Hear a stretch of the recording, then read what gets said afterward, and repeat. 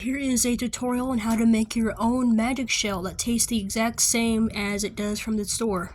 And as you can see, I made butterscotch, chocolate, and vanilla. This recipe literally only has 2 ingredients, which is super simple, and there's literally only one step that you need to make this, and it's super easy. And you can either use butterscotch, vanilla, or chocolate baking chips. You can use any flavor that you like, that they have strawberry or caramel. You can use any flavor chocolate baking chips that you want. And the main magic ingredient that you need is coconut oil. I got this at Dollar Tree, so it's not a real brand. So it's cheaper, and I'm gonna need more of a ratio of this to make it work. You generally need a 60-40 ratio of, it's about 40% coconut oil and then 60% of your baking chip flavor of choice. Since, like I said, this is a cheaper, I'm going to use more of this to make it work, but the general ratio is 60-40, but I'm probably going to use like 50-50. You're going to need a super small baking pot and put it on your stove don't put it on high or around on this half. You need to put it on medium or medium low. I'm going to go around like 3, that's probably a little too high, I'll put it on 2. And then you're going to put a big old scoop of coconut oil in your pan. I put a bunch of the coconut oil in the pan and it's already melting. I'm going to wait till this is completely melted until I put in my chocolate. It's almost completely melted, and I'm going to put in my chocolate now. You're mixing in the chocolate, make sure to pour in a little bit at a time. Mix it with the oil until it's all completely melted, and then mix in some more of your chocolate. It's very important that you keep continuously and regularly stirring so it doesn't burn and clump up at the bottom of the pan.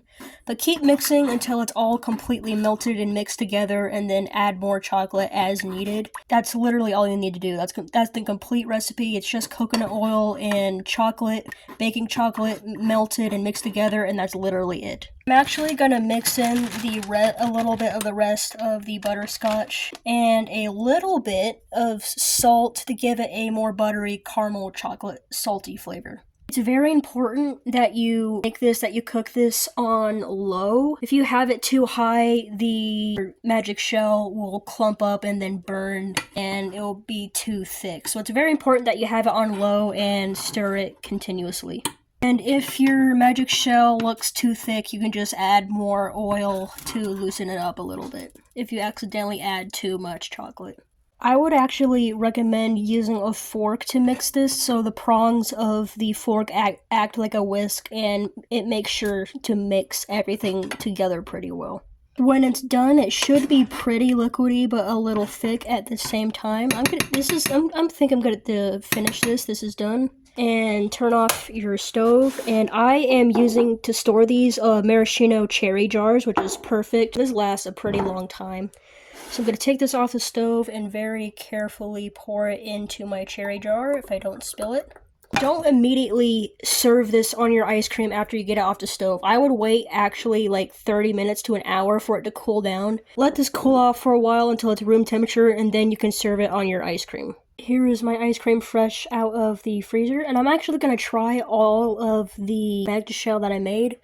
So I'm going to go in that was a little too much. I'm going to go in little sections of vanilla, chocolate, and then the butterscotch. And when you store these, do not put them in the freezer or in the fridge, because the magic of magic shell is that it turns rock hard when it's cold. Putting it in the fridge or the freezer is going to instantly turn the jar hard, and you won't be able to use it, and you have to heat it up in the microwave. So store it up in the cabinet. I'm going to let this sit for a few minutes so the cold can make the chocolate hard. I let this sit for a bit, and as you can see, it worked pretty good.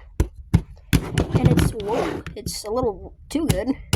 It's super fun to crunch and just chop up the hardened chocolate.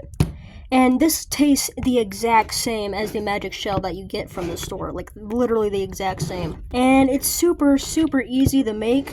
A little more expensive than the bottles of magic shell, but it lasts way longer because you have a giant jar of coconut oil and a big bag of chocolate chips. So you can keep making it when you need more, and in the long run, it's cheaper than buying the super tiny bottles from the store, and it tastes the exact same, and you can make your own flavors. So this was super simple, and I'm gonna try a little bit of the butterscotch because I haven't tried it yet.